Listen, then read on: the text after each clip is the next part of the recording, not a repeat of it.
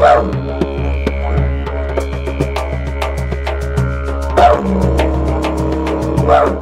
guys, today on Snowwalker Bushcraft we're going to talk about easily the best military cook kit that I have ever seen or purchased. Today we're going to talk about the Swedish mess kit. Don't go away. Talk about the Swedish mess kit today, and I want to go over the components of it. This is another one of those items that I've had for years. I've used it. Actually right now I took it out of service, but I keep it nice and clean, so I put it aside. I do like to bring it out in the wintertime a lot of times because this is a heavier piece of gear, but this is bulletproof. Alright, if you were going to go with one bulletproof kit to take with you that does quite a bit, this is the way it's going to go. Alright, so let's jump into it. Let's take a look at the components to this kit. First thing that I want to draw your attention to is this big hook. This big hook serves three purposes that I'm aware of. It actually goes into the handle right here and actually holds and locks everything into place. Once you remove it, now you can freely take out the kit. You can use this to hang your system over an open fire if you choose. First thing that I want to show you is this windscreen that's right here. You can see there are ventilation holes. You could use this per se as a hobo stove as well. If you look right here, the stand flips out.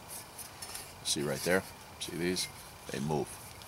As they flip out and they go over right here, that's for your trangia stove, which is an alcohol stove. You put that right over the top, and this would go in and it would stay there. So here it is, all expanded out for you. Multiple pieces and parts. You have a plastic Kuksa, which winds up being your bowl, a small bowl, or your cup for your tea, coffee, whatever it is that you're going to make. There is a bottle that will hold your fuel for your trangia stove. The trangia stoves are made out of brass. Most everybody's familiar with those. You have a very deep bowl, which winds up being a bowl, plate, pot top. Actually winds up being a frying pan. I've used it for that as well. See these two rings here? These two little D rings? It amazes me when guys do a review on this and they don't know what this is. I watched a guy do a video on this exact kit, and he absolutely had no clue as to what these are, and he went out and he got a pot holder where you clamp it on so that his hand didn't get burned, because he didn't know what he was doing, because that guy obviously did not go out into the woods, and he wanted to actually modify this and cut this out so that when he put it in like that, he was going to put his pot holder in there to pick it up. Oh lordy. Oh, look at that. I didn't even have to do anything. Oh, my hand's not going to get burned. Okay, so that's the very first thing. Very large pot if you elect to boil your water in here. This drops right down in, and you're going to go ahead and you're going to boil your water or cook your food in there.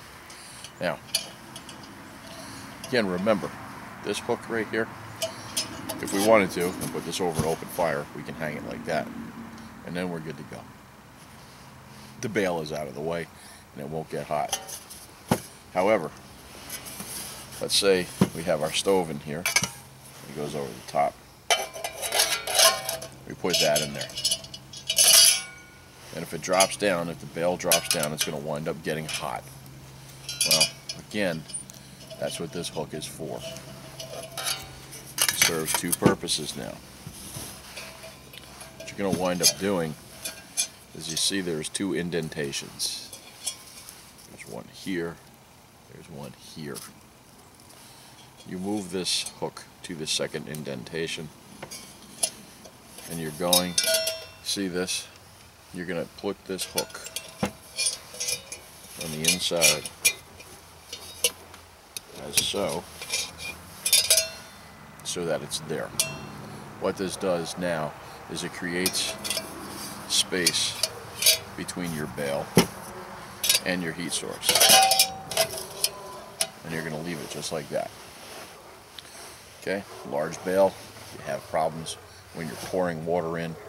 Very simply, you pull your pot out like this, and then you pour as such. And that's how it works. And that's what that hook is for. Few things that you want to be aware of when you're looking at these kits, when you're looking to buy these. There's probably a couple of aftermarket kits that are out there as well, but here's some things that you want to be aware of. First thing is right here on the bottom of the trangia stove, you will see 3 crowns right there. See the 3 crowns? This was manufactured in 1988. You should see that on the bottom of your trangia stove that comes with the kit. Right here you should see the 3 crowns and the manufacturer date. Again, this one matches. It was made in 1988. You should as well on the fuel bottle. You should see right there the 3 crowns as well. You will see it sometimes on the bottom of the plastic Kuksa that comes with the kit as well. Anyway, and as always, Snow Beast approved. So anyway guys, Swedish mess kit. Again, like I said, this is probably the most bulletproof military mess kit that you could probably buy. You could probably find them on Amazon, eBay. I actually had this one that was gifted to me by a friend of mine, and I have used it, and it's one of my better pieces of kit. And again, like I said, I do take care of it, so you're not going to see a lot of burn marks and things like that on it, because I like to take care of this, especially if it's going to go into storage. Now, if I use it constantly, I don't really care about it too much, and I'll clean it when I need to clean it. This one is the stainless steel version, and there is a difference. Okay, right here, if you look at the pot, you'll see there is 1 ring around here, just like that. Obviously, stainless steel is going to be heavier than aluminum. The other thing with the aluminum ones are, you're going to see 2 rings. Okay, so you'll see one here, you'll see one here. Actually, I think the aluminum one stands a little taller. That's a difference. Pay attention to them when you buy them. If you don't want to go with the aluminum one, that's how you tell the difference. So if a guy tells you, you know, that this is the stainless steel one and it has 2 rims to it, he's lying to you. Stay away from him, because he's a liar. Again, learn how to use the hook. It's not that hard. Don't come up with stuff. I constantly see people on YouTube, they make up their stuff, and it's like the old saying, if you can't dazzle them with brilliance, then you baffle them with BS. Why you gotta baffle them with BS? If you don't know what it's there for, learn. Find out what it's for, and ask questions. Anyway, Brian from Snowwalker Bushcraft. Thank you for your views and your comments. Until the next one, walk the woods.